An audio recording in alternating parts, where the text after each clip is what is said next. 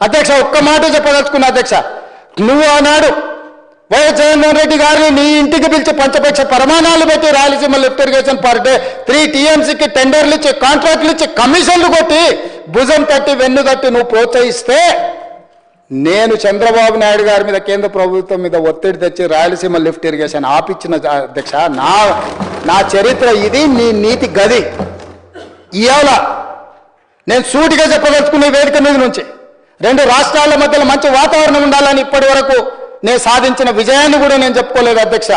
సూటిగా చంద్రబాబు నాయుడు గారికి విజ్ఞప్తి చేసిన నేను, రాయలసీమ లిఫ్ట్ ఇరిగేషన్ మీరు ఆపితే మేము ఏదైనా విషయాల మీద చర్చకు వస్తాము, లేకపోతే మీతో చర్చించడానికి అవకాశం లేదు. మొట్టమొదట 3 TMCలు పర్ డే అక్రమంగా నిర్మిస్తున్న రాయలసీమ లిఫ్ట్ ఇరిగేషన్ పనులను మీరు ఆపండి అని మేము వారిని క్లోజ్డ్ రూమ్లో అడిగితే మా మీద గౌరవంతో రాయలసీమ లిఫ్ట్ ఇరిగేషన్ ఆపేషండి అధ్యక్ష.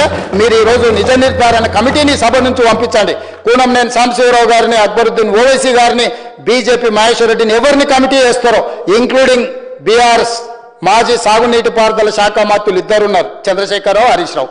వాళ్ళిద్దరు నాయకత్వాన్ని ఎవరినో ఒకరిని పెట్టి రాయలసీమ లిఫ్ట్ ఇరిగేషన్ పనులు ఆగినాయా లేదా, ఉత్తమ్ కుమార్ రెడ్డి గారు మంత్రి అయిన తర్వాత కాంగ్రెస్ అధికారంలోకి వచ్చిన తర్వాత ఆగిన వాళ్ళ నిజ నిర్ధారణ కమిటీ పంపించండి అధ్యక్ష.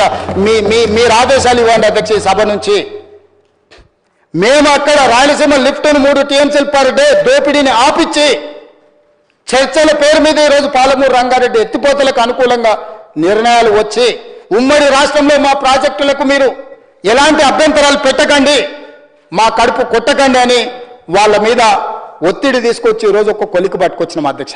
ఒకవేళ మీరు పాలమూరు రంగారెడ్డి ఎత్తిపోతలు శ్రీశైలంలో కట్టేది కొత్త ప్రాజెక్ట్ అని అభ్యంతరం పెడితే మేము తక్షణమే పాత ప్రాజెక్ట్ అయిన జూరాల నుంచి పర్ డే 2 TMCలకు 70 TMCలు జూరాల నుంచి వచ్చిన ఎంబడే పట్టుకొని జూరాల నుంచి చక్కగా పాలమూరు రంగారెడ్డి నల్గొండకు తరలిస్తాము. అప్పుడు ఎవరంటే వస్తారో చూస్తామని ఆంధ్రప్రదేశ్కు చెప్పిన చరిత్ర, నిటారుగా నిలబడి వాళ్ళకి చెప్పిన చరిత్ర మాది అధ్యక్ష. ఆయన నాయకత్వంలో పనిచేసిన నేను ఆ నాయకత్వాన్ని కాదు, ఆ పార్టీనే కాదని వదులుకొని తెలంగాణ ప్రజల కోసం కాంగ్రెస్ పార్టీలో చేరి తెలంగాణ ప్రజల్ని మెప్పించి ఒప్పించి తెలంగాణ రాష్ట్రానికి ముఖ్యమంత్రి అయిన నేను తెలంగాణ 4 కోట్ల ప్రజలకు ద్రోహం చేస్తున్నా అధ్యక్ష. ఆనాడు వారి నాయకత్వంలో ఉన్నప్పుడు తెలంగాణ బిల్లు వస్తే ఇదే బట్టి విక్రమార్క గారు ఆ కుర్చీలో కూర్చున్నప్పుడు 54 నిమిషాలు చంద్రబాబు నాయుడు గారు ఎక్కడ కూర్చుంటా 3వ బెంచ్లో నించున్న నేను తెలంగాణ కోసం ఏం మాట్లాడినో సజీవ సాక్షి ఈ చట్టసభలలో రికార్డులను ఒకసారి తిరిగేయండి అధ్యక్ష.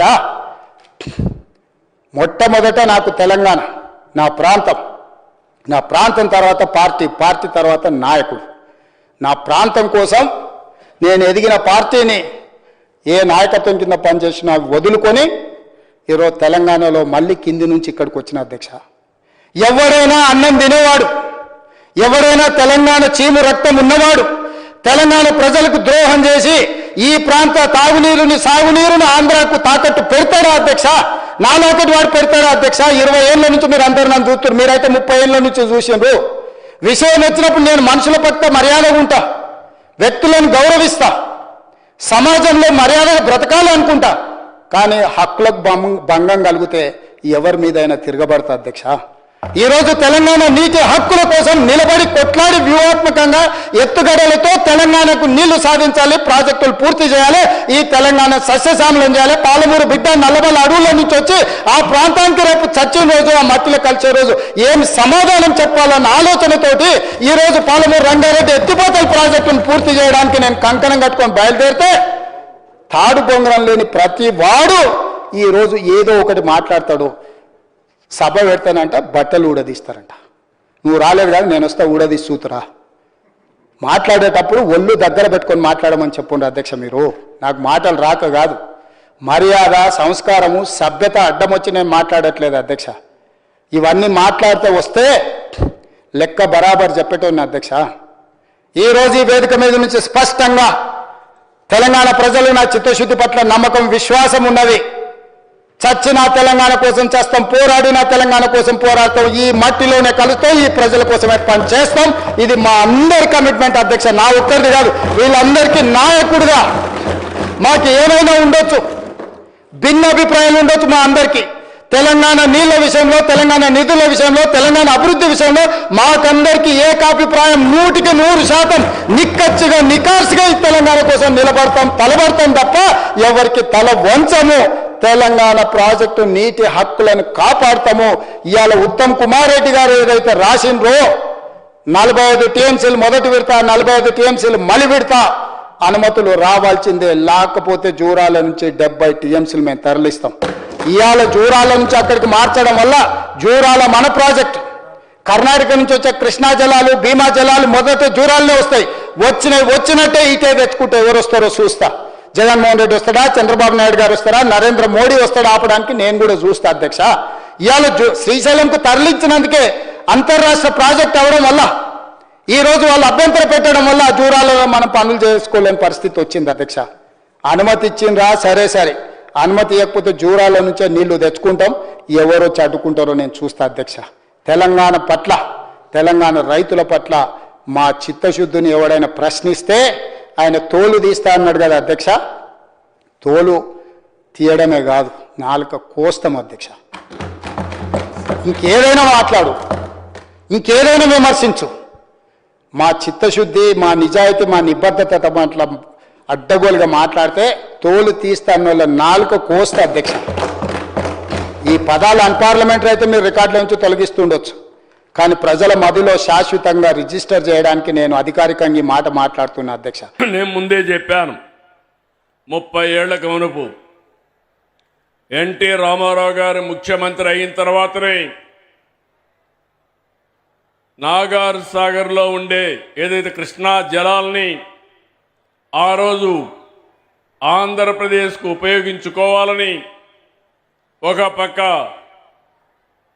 ఎస్ఎల్బీసీ తీసుకొచ్చి, ఇంకో పక్క ఎస్ఆర్బీసీ తీసుకొచ్చి సాగునీటికి దారి చూపించిన ఏకైక నాయకుడు నందమూరి తారక రామారావు గారు. ఆ తర్వాత మీరు ఒక్కసారి చూస్తే నేను కల్వకుర్తి లిఫ్ట్ ఇరిగేషన్ కానీ, ఏఎంఆర్ ఎత్తిపోతుగల పథకం కానీ, నెట్టింపాడు కానీ ఇవన్నీ కూడా పూర్తి చేశాం కృష్ణా పైన తెలంగాణ ప్రాంతంలో.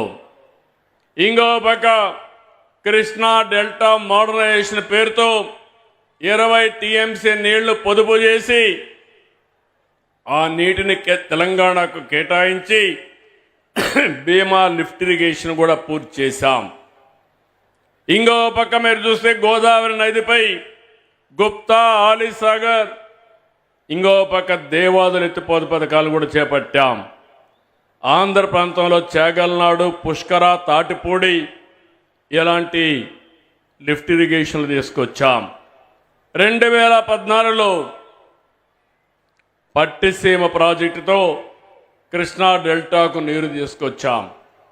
ఆంధ్రప్రదేశ్ కలిసి ఉన్నప్పుడు హైదరాబాద్ని ఒక నాలెడ్జ్ ఎకానమీగా తయారు చేసేసరికి మనం ఫౌండేషన్ ఇస్తే, విభజన జరిగిన తర్వాత హైదరాబాద్ తెలంగాణకు వెళ్ళిందని కొత్త రాజధాని అమరావతి, అదే సమయంలో పోలవరానికి మన చట్టంలో ప్రత్యేక నిధులు, ప్రత్యేకమైన హక్కు కల్పించే పరిస్థితికి వచ్చారు. ఈరోజు నేను మీ అందరికీ ఒకటి హామీ ఇస్తున్నాను, చరిత్రలో కొంతమందికి కొన్ని అవకాశాలు వస్తాయి. ఆ రోజు సైబరాబాద్ ద్వారా హైదరాబాద్ నగరాన్ని ప్రపంచ పట్టణంలో పెట్టాం. ఈరోజు అమరావతి మళ్లీ కట్టి, అమరావతి దేవతల రాజధాని, అమరావతి ప్రజా రాజధాని ఈ అమరావతి. ప్రపంచానికి ఒక నమూనాగా దీన్ని తయారు చేసే అవకాశం తీసుకుందాం. అలాంటి అవకాశం తీసుకుని ఈ రాజధాని నిర్మాణం చేస్తాం. అదే సమయంలో ఇంకొక పక్క మీరు చూస్తే నేను ఒకే విషయం మీ అందరినీ కోరుతున్నాను. పోయిన సంవత్సరం దగ్గర 6,282 టీఎంసీ నీళ్లు గోదావరి, కృష్ణాలో సముద్రంలోకి వెళ్ళాయి. గోదావరిలో నీళ్లు పుష్కరంగా ఉన్నాయి. అందుకే మీరు చూసినప్పుడు నేను ఎప్పుడు కూడా గోదావరి నీళ్లు వాడుకుంటే ఎప్పుడూ నేను అడ్డు చెప్పలేదు. విభజన తర్వాత కాళేశ్వరం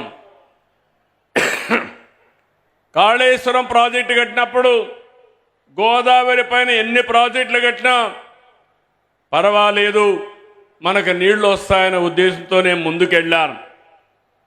గడిచిన 40 సంవత్సరాల్లో 3000 టీఎంసీ నీళ్లు గోదావరి నుంచి సముద్రం లేకపోతున్నాయి.